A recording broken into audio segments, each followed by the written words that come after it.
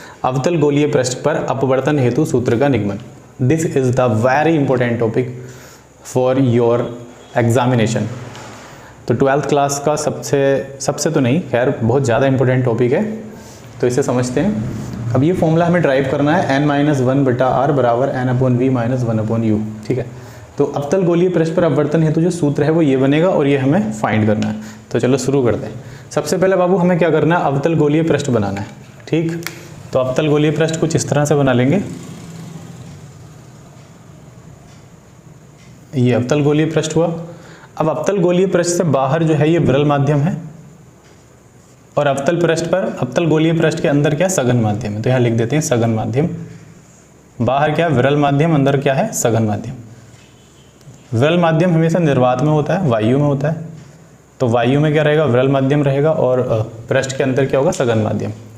ठीक, अब हमें पहले क्या करना है, एक मुख्य अक्ष खींचनी है जो इस गोलीय अवतल पृष्ठ के बीचों बीच से होकर जाएगी, लाइक दिस। तो यहाँ वाले बिंदु को हम P सपोज करते हैं क्योंकि इसे हम ध्रुव बोलते हैं, पोल, इसलिए P से रिप्रेजेंट करेंगे। यहाँ बिंदु C सपोज करेंगे जिसे हम वक्रता केंद्र कहते हैं, और यहाँ पर एक वस्तु सपोज कर लेंगे, ऑब्जेक्ट O। अब वस्तु O से हमें एक आपतित किरण खींचनी है अवतल गोलीय पृष्ठ पर, लाइक दिस। ये अब ये आपतित किरण जो है, प्रकाश की आपतित किरण, ये जब विरल माध्यम से सघन माध्यम में जाएगी तो अभिलंब की ओर झुकेगी।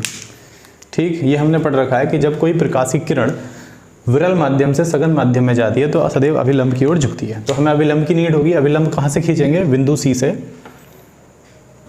इस लाइन को टच करता हुआ या 90 डिग्री का एंगल बनाते हुए एक अभिलंब खींचेंगे।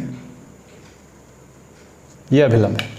अब इस अभिलंब की ओर ये प्रकाशिक किरण को थोड़ा सा फोल्ड कर देंगे, क्योंकि प्रकाशिक किरण का रास्ता कैसा है, बिल्कुल सीधा है। मैं प्रकाशिक किरण का रास्ता दिखा रहा हूँ, ये रास्ता है, लेकिन ये अपने रास्ते पर न जाकर के थोड़ी विचलित होकर अभिलंब की ओर झुक जाएगी, लाइक दिस। तो ये ऐसे थोड़ी मुड़ जाएगी। ठीक, ऐसे थोड़ा टर्न हो जाएगी। और मुड़ने के बाद अगर हम इसे पीछे लाएं, पीछे की ओर लाएं, रिफ्लेक्ट करते हुए अगर इसे पीछे की ओर लाएंगे तो ये प्रकाशिक किरण जो है ये इस बिंदु को टच करेगी, और जो मुख्य अक्ष का बिंदु ये है इसे हम इमेज कहेंगे, यानी कि यहाँ पर इमेज प्राप्त होगा। एक बार फिर आराम से समझेंगे।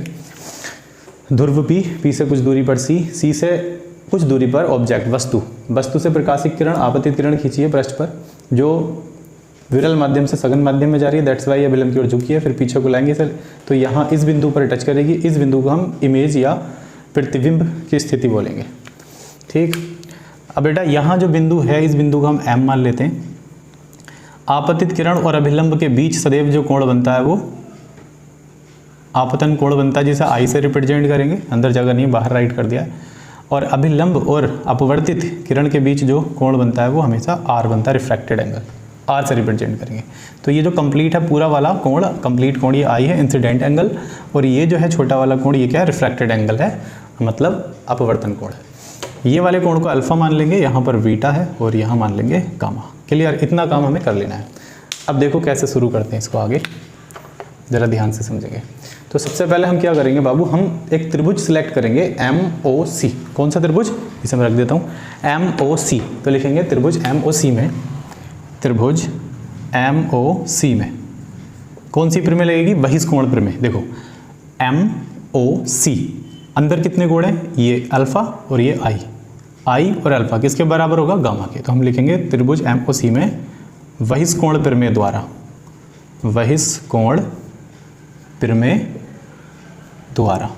बेटा बहिष्कोण प्रमेय क्या होती है, मैंने कल भी आपको एक्सप्लेन किया था। बहिष्कोण प्रमेय मीन्स त्रिभुज के अंदर बने दो कोणों का योग त्रिभुज के बाहर बने कोण के बराबर होता है। तो इसीलिए हम अल्फा प्लस I बराबर क्या लिखेंगे, गामा।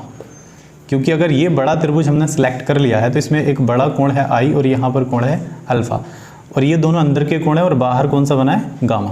तो अल्फा प्लस I बराबर हो गया गामा। अब हम यहाँ से I फाइंड करेंगे, तो ये जो अल्फा है प्लस का इधर काय में जाएगा, माइनस में, तो gamma minus alpha. This is the equation number 1। इसे समीकरण नंबर 1 मान लेंगे। अल्फा आप ऐसे बना सकते हो, इसे समीकरण 1 मान लेंगे। ठीक, सिमिलर वैसे ही हमें एक त्रिभुज और सिलेक्ट करना है MIC। तो हम लिखेंगे त्रिभुज MIC में बहिष्कोण प्रमेय द्वारा, बहिष्कोण कोण प्रमेय द्वारा। ठीक बाबू, तो यहाँ भी हमें वही कोण प्रमेय का यूज़ करना है, मीन्स दो अंदर के कोणों का योग जो होगा वो बाहर वाले कोण के बराबर होगा।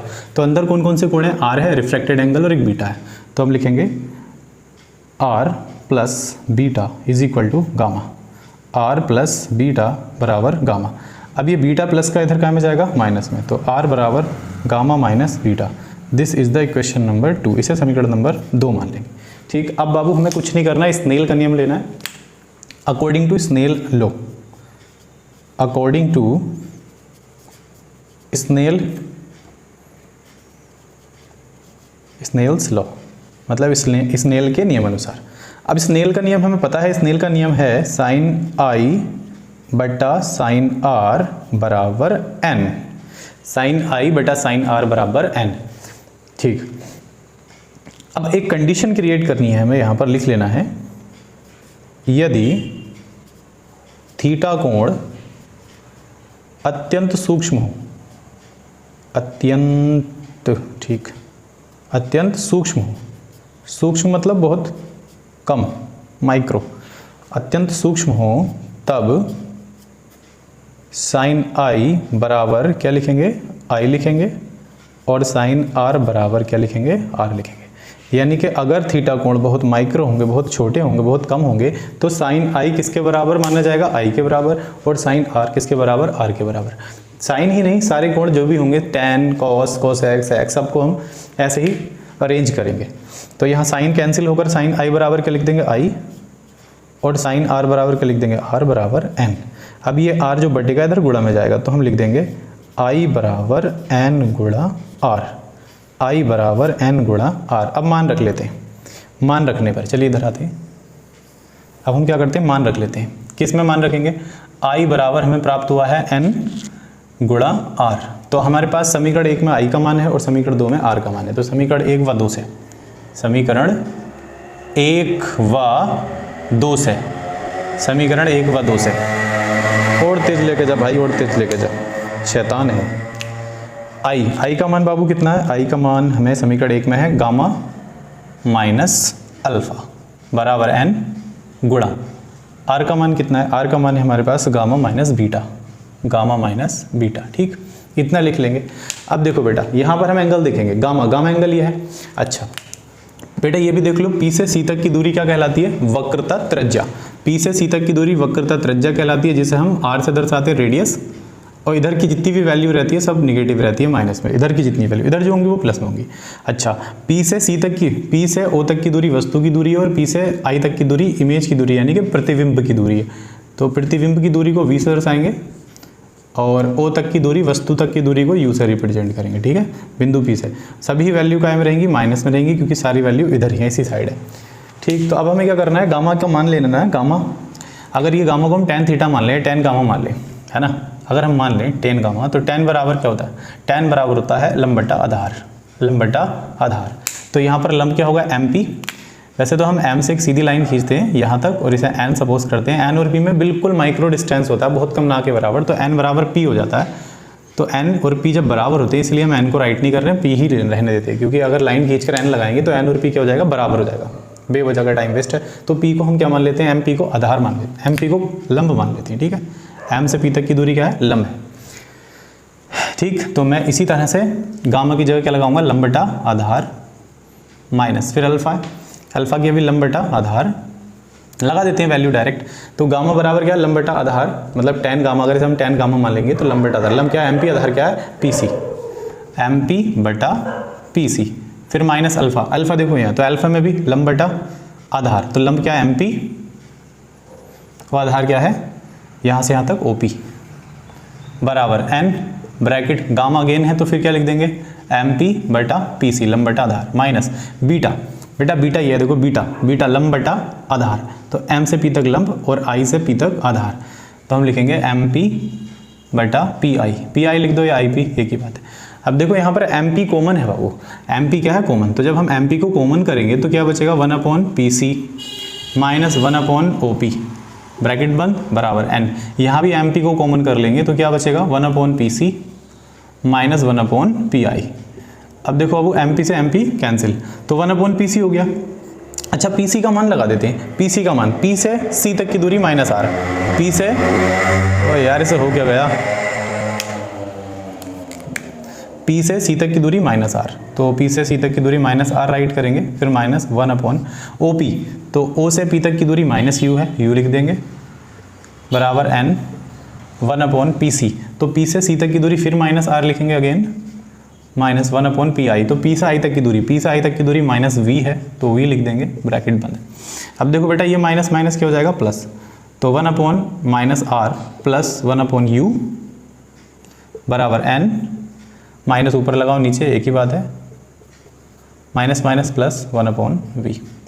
ठीक, आगे देखो बेटा ये माइनस का 1/R, ओके सॉरी, पहले n की गुणा कर दो दोनों से, जब n की गुणा 1 से करेंगे तो n ही कम n आएगा, तो n 1 की जगह हम क्या लिख देंगे n, फिर n की गुणा 1 से करेंगे तो n ही कम n रहेगा, ओके, तो यहाँ से n हट जाएगा। चलो एक नई लाइन में दिखाता हूँ, कभी आपका माइंड डिस्टर्ब हो तो मैं इसे लिख देता हूँ 1/-R, माइनस ऊपर भी लिख सकते हो आप, जैसे ऊपर ही लिखा करो नीचे का माइनस, n की गुणा 1 से करेंगे तो -n/R, फिर n की गुणा 1 से करेंगे तो n/V। अब देखो बेटा -n/R हमें इधर लाना है, तो ये कायम आएगा प्लस में, और ये वाला माइनस में ऑलरेडी 1/R, बराबर क्या लिख देंगे n/V जो है वहीं पर, और ये प्लस का 1/U इधर कायम आएगा माइनस में, अगेन -n/R इधर प्लस में आ गया, इसे ये ऐसे लिख दिया एज इट इज़, इक्वल क्या है n/V ऐसे लिख दिया, और ये प्लस का इधर आ गया माइनस में। अब देखो बेटा R डेनोमिनेटर इक्वल है, हर बराबर है, तो हम क्या लिख लेंगे n-1 अपॉन R को 1 टाइम राइट करेंगे, इधर n/V -1/U, और बेटा यही हमारा फॉर्मूला है, देखो जरा ध्यान से, यही हमारा फॉर्मूला है जो हमें फाइंड करना था, क्लियर। तो बहुत ही इजी वे में मैंने आपको एक्सप्लेन कर दिया, बहुत सरल है, बस यहाँ पर आपको एक कंडीशन लिख लेनी है कि अगर थीटा कोण बहुत सूक्ष्म होंगे तो गामा बराबर, गामा को हम tan गामा भी लिख सकते हैं, अल्फा को tan अल्फा और बीटा को tan बीटा, फिर उसके बाद हम लंबटा आधार वैल्यू लगा करके सॉल्व कर देंगे, क्लियर है। आपको सेम टू सेम ऐसे ही कर लेना है, कोई प्रॉब्लम नहीं आने वाली है, ओके देख लीजिए, ठीक। और अगर कोई प्रॉब्लम आती है तो आप मुझे कमेंट कर सकते हैं, मिलते हैं फिर नेक्स्ट वीडियो में, तब तक के लिए बाय।